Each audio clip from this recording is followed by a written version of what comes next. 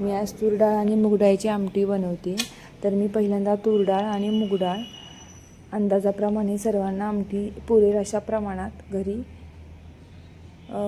पुरेल अशा प्रमाणात मी डाळ घेतली आणि ती डाळ मिक्स केली. त्यानंतर मी 2 वेळा ती डाळ स्वच्छ पाण्याने धुवून घेतली. त्याचं जे पाणी आहे ते पूर्ण पांढरं पाणी मी काढलं आणि त्यानंतर मी स्वच्छ डाळ ती धुवून घेतली. तेवढ्यातच माझी मुलगी रडायला लागली. ती झोपली होती, ती अचानक उठली आणि ती रडायला लागली. मग तिला घेऊनच मला सगळं करावं लागलं, कारण ती थांबतच नव्हती रडायची.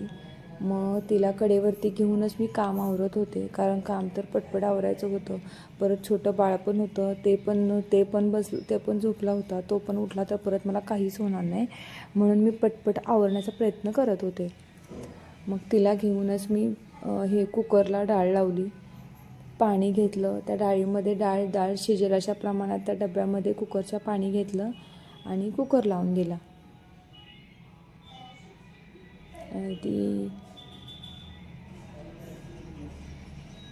आणि त्या कुकर लावला.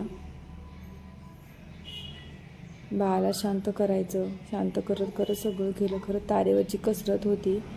मग नंतर मी एका पातेल्यामध्ये तेल घेतलं. त्या तेलामध्ये जिऱ्याची आणि मोहरीची फोडणी दिली.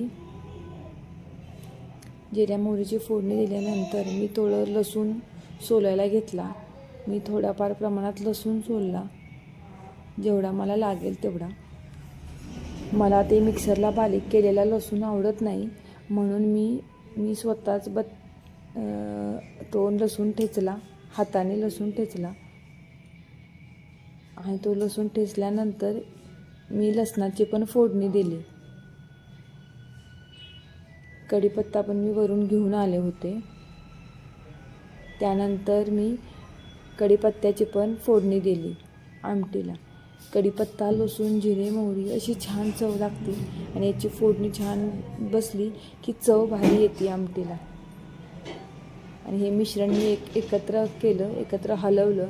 थोडंसं गॅस मी मंद ठेवला, म्हणजे कसं फोडणी चांगली बसावी म्हणून थोडासा गॅस मी मंद ठेवला.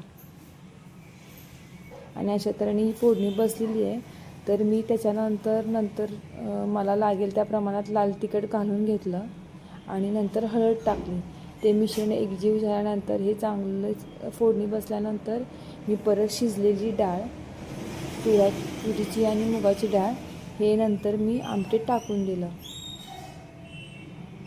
हे सगळं एकत्र केलं.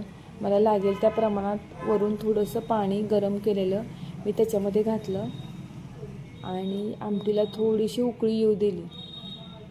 आमटीला थोडी उकळी आल्यानंतर पूर्ण हलवली आणि मला चवीनुसार लागणारं मीठ मी त्याच्यामध्ये टाकलं. मी परत आमटीला थोडंसं हलवलं आणि अशी आमटी माझी तयार होती. आता तिला उकळ्या होत आहेत. मला अजून भाजी पण बनवायची आहे, तर मी आज फक्त आमटीचा व्हिडिओ टाकते, कारण खूप गडबड होती माझी. आणि अशा तऱ्हेने ही माझी आमटी तयार झाली.